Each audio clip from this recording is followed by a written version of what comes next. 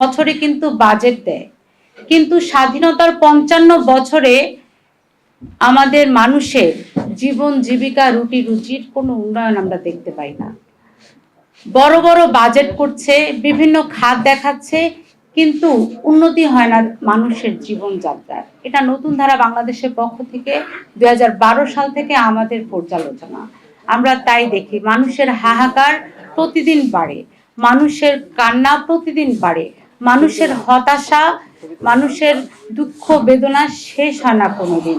আগামী ১১ জুন এই সরকার তারা বাজেট দিবেন, তারা বলছেন যে বিভিন্ন খাতে অনেক বড় বাজেট তারা দিবেন, কিন্তু আমরা চাই যে এই মুহূর্তে বর্তমানে যে বাংলাদেশের স্বাধীনতার ৫৫ বছরে আমরা সবচেয়ে বেশি কঠিন অর্থনৈতিক অবস্থার মধ্যে দিয়ে অতিবাহিত করছি।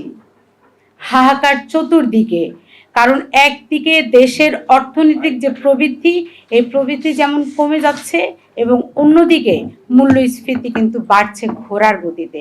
এবং মূল্যস্ফীতি শুধু বাড়ছেই না, এটা কয়েক বছর ধরে কিন্তু একই অবস্থায় রয়েছে। এবং দীর্ঘদিন যাবৎ এই যে বিনিয়োগ, বাংলাদেশের যে বিনিয়োগ, এই বিনিয়োগের অবস্থা কিন্তু খুব দুর্বল হয়ে পড়ছে।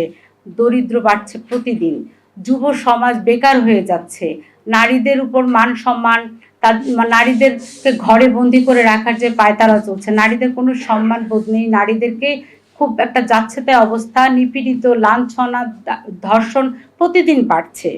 এই অবস্থায় আমরা আসলে সরকারের প্রতি আহ্বান জানাচ্ছি যে আমরা বাংলাদেশের মানুষ, আমরা আসলে কেমন বাজেট চাই। আমার কৃষক ভাই, আমার শ্রমিক ভাই, আমার দিনমজুর ভাই বোন, আমরা বাংলাদেশের ২০ কোটি জনগণ আমরা অপেক্ষা করছি একটা বাজেটের জন্য। আমরা কেমন বাজেট চাই। দেখেন, বাজেটের ভিতর দুটো বিষয় যুক্ত থাকে, একটা আয় রাজস্ব আর একটা ব্যয়, এটা আমরা সবাই জানি। এখন আয় বলতে গেলে সরকার প্রথমেই যে শব্দটা আমাদের ঘাড়ের উপর উঠিয়ে দেয় সেটা হচ্ছে আয়কর। আমরা কিন্তু দেখলাম যে এই যে রিক্সা, এই রিক্সার উপর সরকার বছরে আয়কর বাড়াচ্ছে, আয়কর বসাচ্ছে, এবং মোটরসাইকেলকেও দিতে হবে কর। বিভিন্ন জায়গায় সরকার শুধু আয়কর বাড়াতে চাচ্ছে, ভ্যাট, শুল্ক, এগুলা দিয়েই সরকার তার আয় দেখাবে। কিন্তু নতুন ধারা বাংলাদেশের পক্ষ থেকে আমরা বলতে চাই যে ঋণ খিলাপি বাংলাদেশে ১ লক্ষেরও বেশি, মানে লক্ষাধিক আছে ঋণ খেলাপি। আপনারা এই ঋণ খেলাপি যারা আছে তাদের তালিকা তৈরি করবেন, কারণ আপনার আমার জনগণের কষ্টের টাকা এই ঋণ খেলাপিগুলো পকেটে নিয়ে বসে আছে। তাদের তালিকা তৈরি করে ঋণ খেলাপিদের থেকে টাকা আপনারা আপনাদের রাজস্ব খাতে ব্যবস্থা করবেন আয় হিসাবে দেখানোর জন্য।